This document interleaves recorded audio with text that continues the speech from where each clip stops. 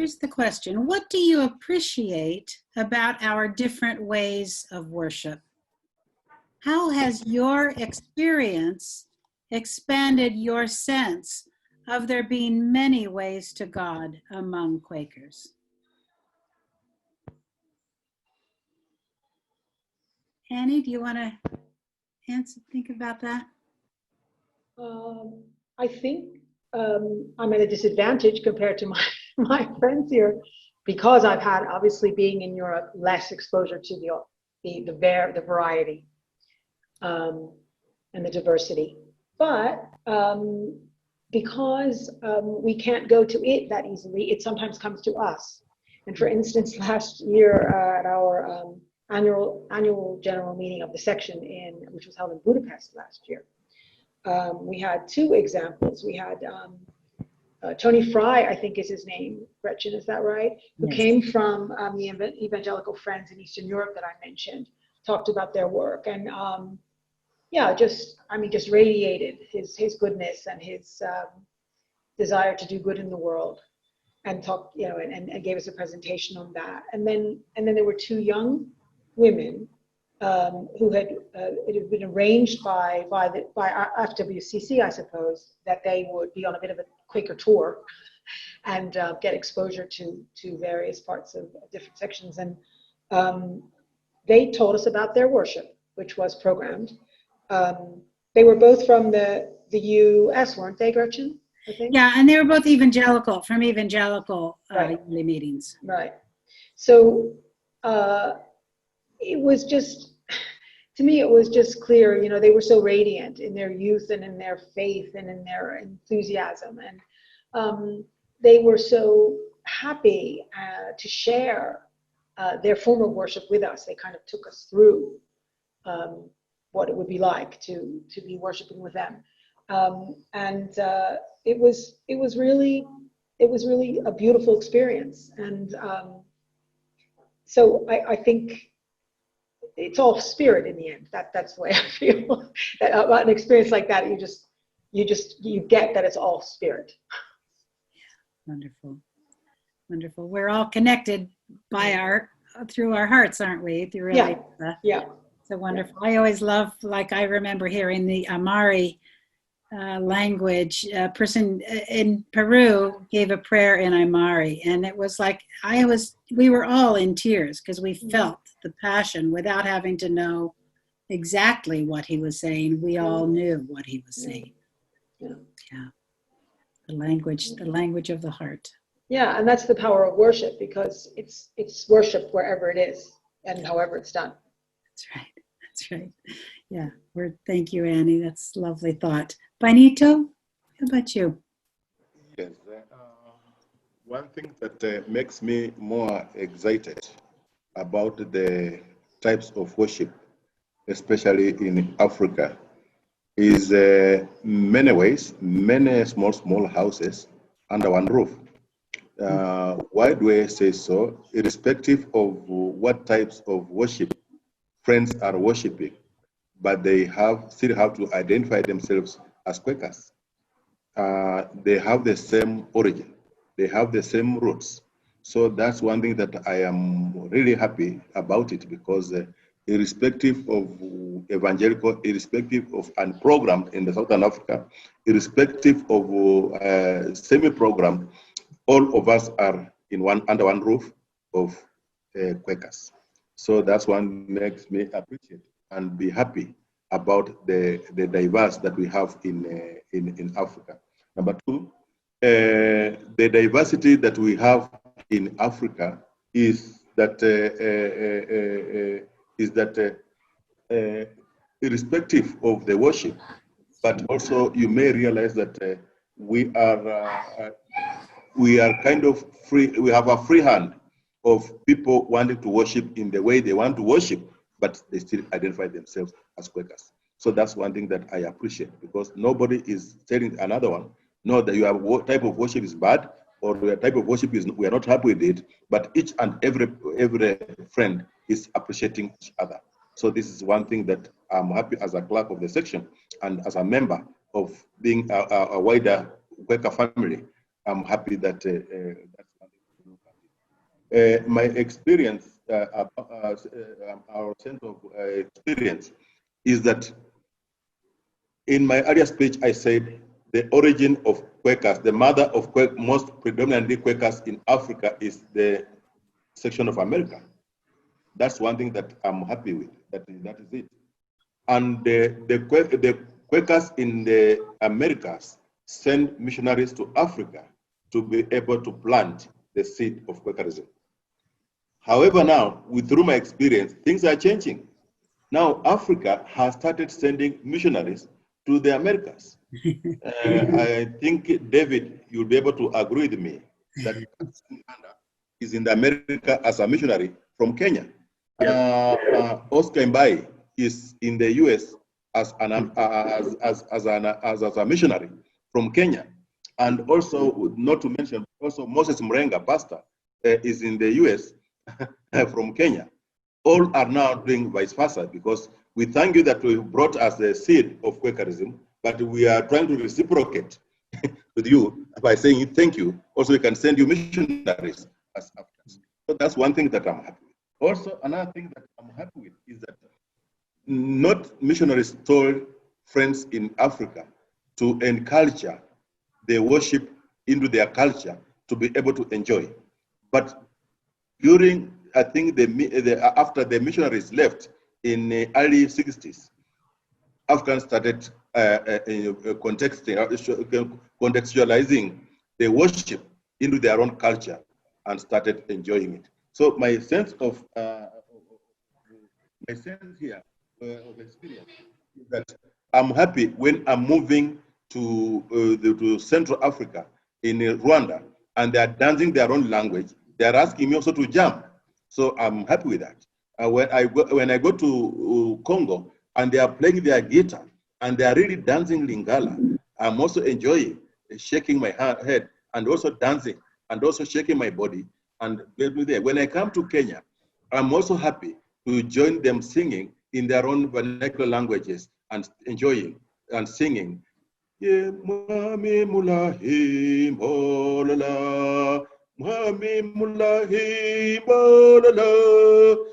they are singing that, I'm really enjoying and dancing with them. So this is one thing that as I have as one of the leaders in the section. Thank you so much. Thank you, Bainito. That's lovely, lovely descriptions. I really appreciate that. Yeah, very good. David, what are you thinking? You know, much of what Bainito said is true here as well. You know, you can, just the diversity of Quaker forms of worship is such that in most places in the U.S. you can kind of find what works, you know, what works for you. That's, my wife used to say, you know, the roots of Quakerism, Annie kind of referred to the roots of Quakerism earlier, are such that if you look at the kind of the different denominations and the modes of worship, you can trace aspects of them back to the original influence, and sort of each branch, if you will, kind of picked which was more important, which was less important, and those things continue to develop. You know, having African friends here doing, I hadn't quite thought of as missionary work, but I think Bainito's right.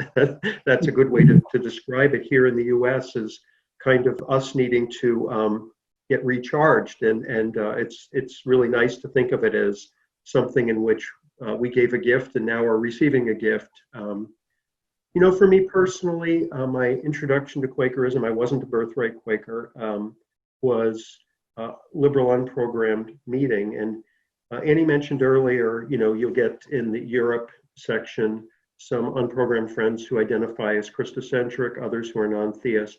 But you also get, I think, the predominance in the middle, who wouldn't exactly call themselves Christian, but they do think of themselves as theists. They have a sense of God and so forth. At least that's kind of my experience here. And getting involved with FWCC, because I hadn't visited other Quaker types of meetings and churches, even in the US, very much before I got involved, was kind of a revelation in terms of how striking a lot of the differences were. United in the spirit, I would agree, as everyone said.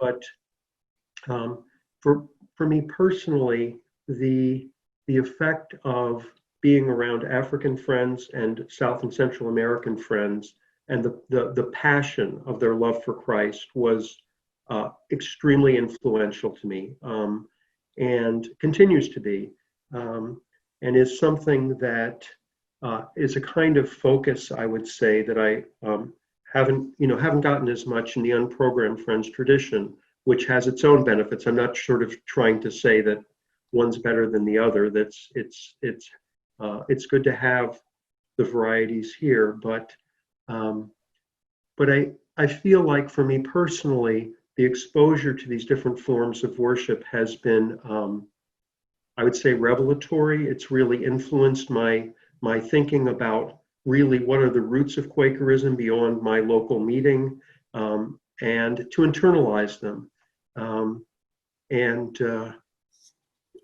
I think my first experience of an evangelical friends gathering was sort of like, what is this? And now it's just, as Bainito says, just join in and start dancing and singing, and enjoy the way in which God is praised, and is venerated through those forms of worship, in a way that, and then returning to my own sort of much quieter form of worship and appreciating that as well. So, and here I don't have to go very far to find any of these in the U.S., but it's also nice to get together. I'll just close by saying at world gatherings of FWCC, as those who've been know, each morning a different form of worship from a different section, from a different culture, and just to wake up in the morning and say, gee, today it's going to be a highly program meeting, or it's going to be an unprogrammed meeting, or a semi-program. It's going to be from this section or that section, and to just revel in the beauty of the different forms of Quaker worship is something that's just always with me, and I appreciate it just so much. Wow, thank you, David. I just got goosebumps as you were speaking. It's a very precious gift we have, our differences, and how beautiful that is. How different it is from even 20 years ago, when I felt there was more kind of fear between we didn't understand each other very well. But I think through internet and all kinds of ways, we're connecting differently and appreciating what we have to learn from each other. I felt that in Kabarak, when not only is it helpful to have that energizing effect for the unprogrammed, those of us in the unprogrammed tradition, it also helps.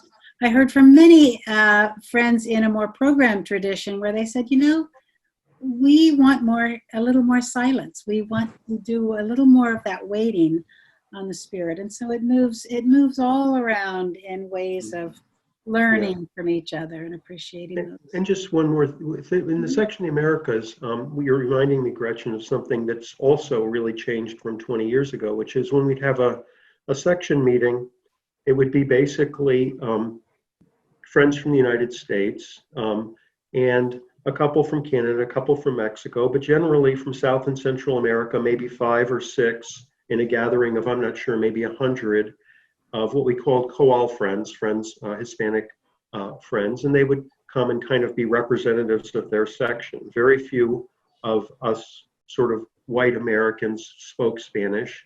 The Spanish speakers didn't speak English. We had translators.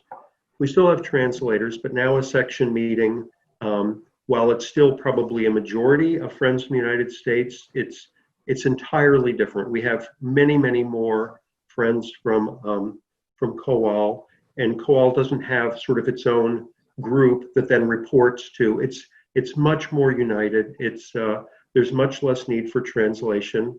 Yo hablo español un poquito, pero bien. We've learned, I think, each other's languages a lot more. All the committees now have friends from North, Central, and South America. That certainly was not true even 10 years ago. And just our efforts within the section have just gradually moved toward that. And along with that, I think a greater appreciation for the different modes of worship in the section. That's really very encouraging, isn't it? And I think there are those same kinds of places of encouragement in AWPS in Asia West Pacific. You know, I think about particularly in Australia and New Zealand, where they are using more of the native languages in their meetings for worship in the yearly meetings, certainly. Devdas, would you like to tell us more about the Asia West Pacific section? Yeah. Your sense of how your experience has expanded. Yeah. You see, we appreciate the work of the Asia West Pacific section and then FWCC, because being in India, we know how we worship. But when we gather together at the section gathering or other world gatherings, and at that time, we feel the difference. See how people are worshiping here. Sometimes we have a very silent worship meeting. Sometimes we have a program worship meeting. And at that time, I myself experienced, yes, even if we have a silent worship meeting, people are there, you know, filled with joy. Even if I have a program worship meeting, all of us, you know, we accept each other, whatever the method we are using, but we are doing it sincerely. And that is how I congratulate FWCC. Really, it's a great job, very difficult job. The different people worshiping different languages, coming together and worshiping together. Yeah, I appreciate it. Thank you. Thank you, Devdas. Yeah, I often am heard saying that, you know, we are learning how to create the world that we imagine living in. So if we learn to love one another within our Quaker family, we have a far better chance of creating peace in the world. Yeah, and so now I'd love to just open it up and see if there's anything that you're thinking of that hasn't been said or that you would like to be sure you're able to say. Bainito, do you have something on your mind? Yeah, one thing that we also experience, and I see wonders of God happening in this section, is when we bring friends from different backgrounds, different languages together, but by default, they understand each other and move on in the same direction. I'm saying this because we have the Congo, who are French speaking, and we have East Africa, which are English speaking. The predominant language is English. We might not have interpretation into French, but by default, they'll be able to understand. So that's one thing that I look at it, and also through, I think, the church and also the networks, Kiswahili is becoming more of a language that Congo can understand, Burundi can understand, Rwanda can understand, Uganda, Tanzania, and Kenya. This is predominantly. And we're also looking forward to see the Hotsas in Southern Africa also speaking the same language in the near future. So we are happy that if this happens, then it's something that we're going to build and spread the church very fast in this context.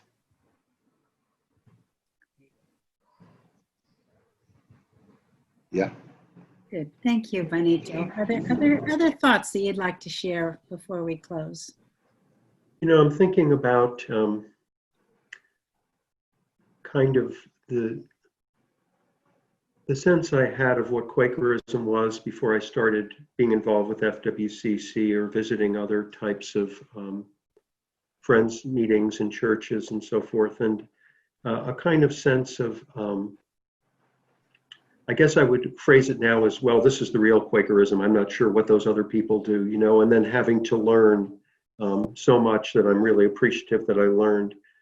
And that's not particularly something that involves me. You know, when I've tried to take the FWCC experience back to home meetings, unprogrammed friends meetings, I'm usually greeted with a sort of polite skepticism, I suppose you could say, you know, and I would guess that would be, harder maybe even Annie, for your section where there's so little, that where that those kind of things happen. But just in various places, in the Philippines, where as I understand all the worship's evangelical, I would think bringing in unprogrammed worship would be, that's not what Friends do kind of thing. So, we're all missionaries in a way, I think. And what I would say is it's just such a sense of welcome, I think, when one actually experiences the different forms of worship, so different from anything that one needs to fear or hold at arm's length, to just get Devdas spoke to this, the joy and love of being united in the Spirit, regardless of the form of worship.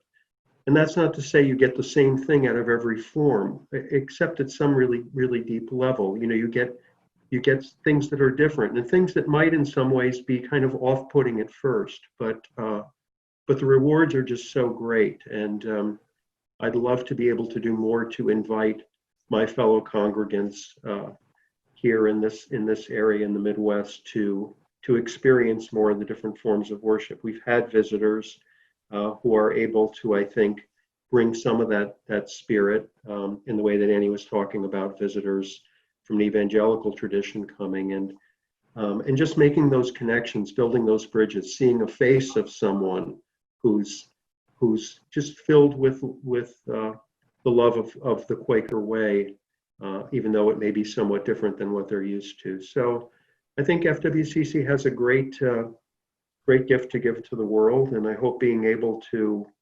present the different forms of worship in ways that people can appreciate in the formats that we can use in this unusual time. I hope that really helps with it. Yeah, thank you, David. Indeed. I think that I can really identify with some of what David was referring to when he's talking about the way it was for him before his engagement with FWCC, and the way it is when he tries to take things back to his unprogrammed meeting. And you're right. That's definitely what you would expect to find here.